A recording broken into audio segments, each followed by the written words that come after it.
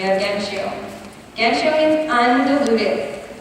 They do not take anything and put it down. Now these are usually higher in alcohol content. 18 to 21% is pretty average. I've seen them at 17. It's not real common.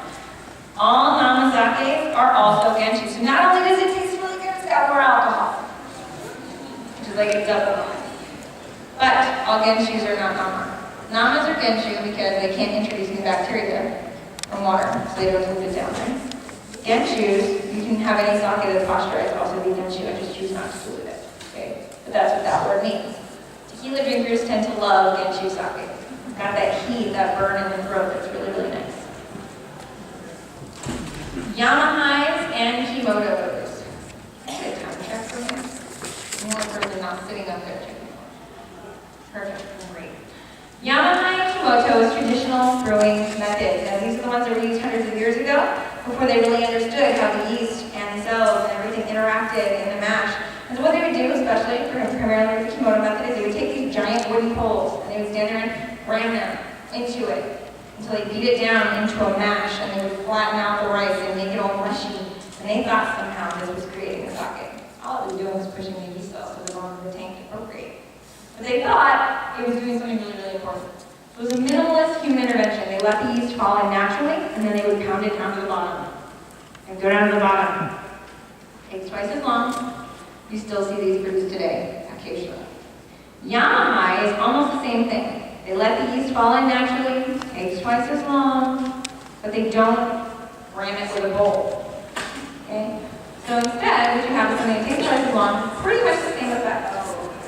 Pretty much. There are whole breweries that are specifically dedicated to just this style of sake. Okay? And they're very, very good. I like to recommend that everybody have some at least once or twice to see if it's your style. Okay? And what's really important to know, if you ever want to buy sake for a meal, these are the only sakes that work exceptionally well with spicy food. Okay? Alcohol in general will turn a fireball into a bigger fireball. It's what it does by nature. These tend to have a little more residual lactic acid in them. They have this really rich characteristic that tends to coat the mouth, and you get to experience both the heat of your food and the taste of the sake. So it's very, very nice. It's a very, very good option. Highly recommended. Koshu. Aged sake. If it says koshu on your bottle, you may have aged sake. That's for you. These are 4 sakes, the same sake, at 4 different ages. You've got, let's see if I can make this one work. Where's not working? All right, you can't see it. Top left, 5 years. Top right, 10 years. Bottom left, 20 years. Bottom right, 24 years. Okay? It's going to oxidize. It's going to change dramatically, right? At this point, this one was more like syrup, which is why you see that white stuff on top is actually cream. We did it as a shot. I really like it in the 10-year range, if it's meant to be served as a koshu. I like the 10-year to 15-year range, but after that, it's too much, and before that, it's kind of funky. It gets very like marshmallowy, and like there's a lot of mushroominess to it. It's kind of flabby, and it kind of restructurizes around that 10 to 15-year mark. So I really like the 10 to 15-year range, but earlier than that, not really my gig. Yes? So usually they're aged in sub-zero temperatures in tanks. They don't usually age in the bottle, although there are some that do bottle aging. It's not as common. Which brings us to Nigori. Who was my Nigori question? You're right up here? Okay. So Nigori sakes, a lot of people call them unfiltered sakes. This is not true. All sakes are filtered, but these are loosely or roughly filtered. They all go through that sake pressing machine, right? And stuff gets taken out of it. So there's some kind of removal there. But a loosely filtered or roughly filtered sake allows a lot more of the particulates to stay behind. Now those particulates are starch that was converted to sugar. So what you end up with something that's higher in calories, so it's a little bit sweeter, right? It's a little sweeter. There's a little more left behind. I like these in the right place.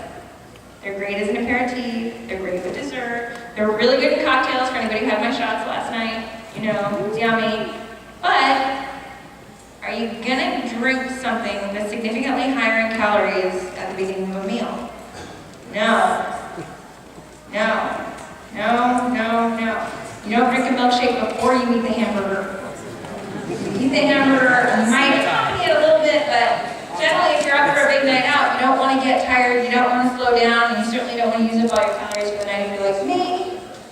So I tend to say that they have their place, maybe not alongside a meal. But lots of people choose to drink them that way, and that's okay. It's not my preference. Yes? Now you're like Conchoso or Chunmai sakes, your other sakes. What's the caloric content of those? So the calorie content of sake is usually 30 to 40, like 30 calories per ounce. It's pretty common, but you can see them as low as like 15 to 20. So generally lower than red wine by a bit, a lot lower than those red wines. Much higher, but they're all different. It depends on how much they leave behind. I can't give you a specific amount, sometimes twice, sometimes 3 times, sometimes more. You always want to shake these before you serve it, because all of the stuff that makes it into gory sticks at the bottom. You shake it really, really hard, and you pour it out. And there's these unusual, low alcohol special sake. People ask me, I had 2 different people ask me, are you going to talk about cucumbers in sake tonight? Anybody can put a cucumber in sake, but once it's in there, it's not sake anymore. First of all, by law, for a sake to be sake, it has to be 12% alcohol. And for the sweeter sakes, they're usually like 8, 7. They cold stop the fermentation early, so it's not really a sake. Or it started as a sake, and they added a whole bunch of fruit into it, or flowers into it, and some apple juice, and they said, okay, now it's a flavored sake. It was a sake, but after it's not 12% anymore, and after it's messed around, it becomes something different. Might be an umeshu if they put plums into it, then it's a plum sake, but it is not a sake. Okay? I don't have a lot of time to go into regionality. What I can tell you generally is the further north you go, the cleaner the style of sake. My vodka drinkers, my gin drinkers, you're going to love the northern stuff, especially Niigata Prefecture. Okay? And the further you go to the south, the more aromatics, the more like perceived sweetness. Understand they're all the same alcohol content. It's not actually sweet, it's just a perception because of what your nose is doing to you. The more perceived sweetness you're gonna get. So it's the stuff that's good with like meatier dishes, and it's good with barbecue. And you're gonna see more acid, and you're gonna see a lot more in the aromatic categories. Kyoto, Shizuoka, awesome for that style of sake. So the further north, the cleaner you go. To the south, the fatter it gets, the richer it gets. Also, when you are out, always remember, you always pour for your neighbor, and you never pour for yourself. If I have to give you one really good piece of advice, it's that generally, you never, ever, it's a social exercise, and a lot of people who came to my beverage culture class heard me talk about this already, but when the bottles are on the table, I usually don't pour for the people sitting in a restaurant I happen to be in for that night. I usually encourage them to pour for one another, because it's part of the social experience. The adage is, you always pour for your neighbor, you never pour for yourself, because if you have to pour for yourself, you need better neighbors. So you're supposed to take care of one another, okay? And you're not supposed to raise your glass and ask for more. They should be offering it to you, so you should be watching out for the people you're drinking with. I apologize, I wish we had more time. But anybody who is coming with us, I'll meet them outside, and we'll cruise over. For those of you that have to get